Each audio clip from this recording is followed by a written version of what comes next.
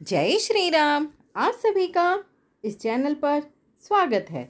आज हम प्रभु श्री राम से जुड़े चौंकाने वाला एक रहस्य लेकर आए हैं, जिसमें हम देखेंगे कि भगवान श्री राम ने जल समाधि क्यों ली। तो आप इस वीडियो को अंत तक जरूर देखिएगा। अयोध्या आगमन के बाद राम ने कई वर्षों तक अयोध्या का राजपाट संभाला और इसके बाद गुरु वशिष्ठ व ब्रह्मा ने उनको संसार से मुक्त हो जाने का आदेश दिया। एक घटना के बाद उन्होंने सरयू नदी में जल समाधि ले ली थी। सरयू नदी में श्री राम ने जल समाधि ले ली थी।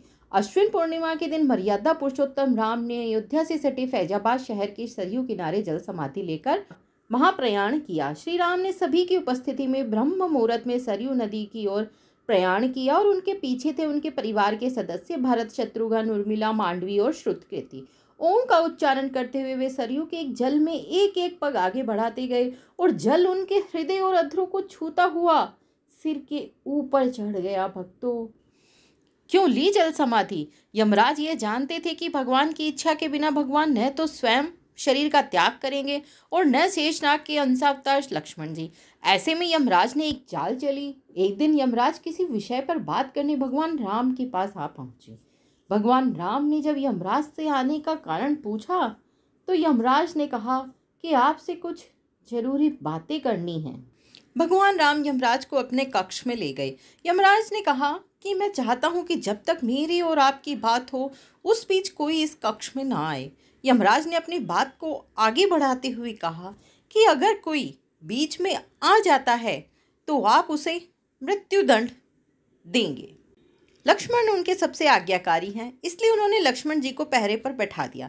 यमराज और राम जी की बात जब चल रही थी उसी समय दुर्वासा ऋषि अयोध्या पहुंच गए और राम जी से तुरंत मिलने की इच्छा जताई। लक्ष्मण जी ने कहा कि भगवान राम अभी यमराज के साथ विशेष चर्चा कर रहे हैं। भगवान की आज्ञा है कि जब तक उनकी बात समाप्त नहीं हो जाए कोई उनके कक्ष में नहीं जाए, इसलिए आपसे अनुरोध है कि आप कुछ समय प्रतीक्षा करें। ऋषि दुर्वासा लक्ष्मण जी की बातों से क्रोधित हो गए और कहा कि अभी जाकर राम से कहो कि मैं उनसे मिलना चाहता हूँ, अन्यथा मैं पूरी अयोध्या को नष्ट होने का शाप दे दूंगा। लक्ष्मण जी ने सोचा कि उनके प्राणों से अधिक महत्व उनके राज्य और उसकी जनता का है, इसलिए अपने प्राणों का मोह छोड़कर लक्ष्मण जी भगवान राम के कक्ष में चले गए। भगवान राम लक्ष्मण को सामने देखकर हैरान और परेशान हो गए। भगवान राम ने लक्ष्मण से पूछा कि यह जानते हुए भी कि इस समय कक्ष में प्रवेश करने वाले को मृत्यु दंड दिया जाएगा, तो मेरे कक्ष में क्यों आए हो? लक्ष्मण जी ने कहा कि दुर्वासा ऋषि आपसे अभी मिलना चाहते हैं, उनके हठ के कारण मुझे अभी कक्ष में आना पड़ा है। राम जी यमराज से अपनी बातें पूरी करके जल्दी से ऋषि दुर्वासा से मिलने पहुंचे। यमराज अपनी चाल में सफल हो चुके थे। राम जी से यमराज ने कहा कि आप अपने वचन के अनुसार लक्ष्मण को मृत्यु दंड दीजिए। भगवान राम अपने वचन से मजबूर थे। राम जी सोच में थे कि अपने प्राणों से प्रिय भाई को वे मृत्युदंड कैसे दे सकते हैं। राम जी ने अपने गुरु वशिष्ठ से इस विषय में बात की तो गुरु ने बताया कि अपनों का त्याग मृत्युदंड के समान ही होता है, इसलिए आप लक्ष्मण को अपने से दूर कर दीजिए, यह उनके लिए मृत्युदंड के बराबर ही सजा होगी।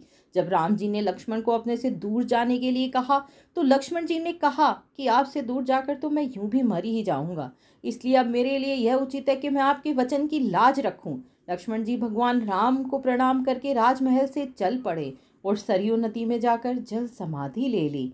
इस तरह राम और लक्ष्मण दोनों ने अपने अपने वचनों और कर्तव्य का पालन किया।